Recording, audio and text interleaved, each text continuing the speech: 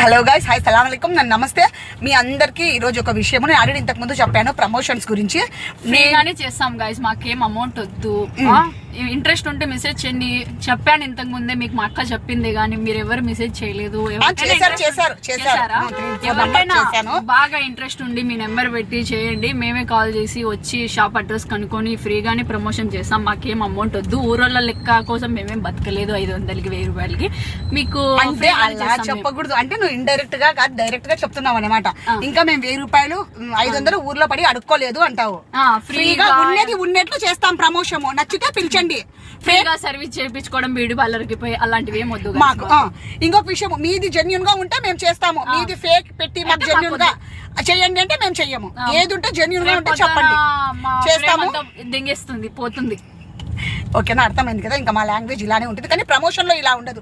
మంచిగా తీస్తాం, పద్ధతిగా ఉంటుంది. ఉంటుంది.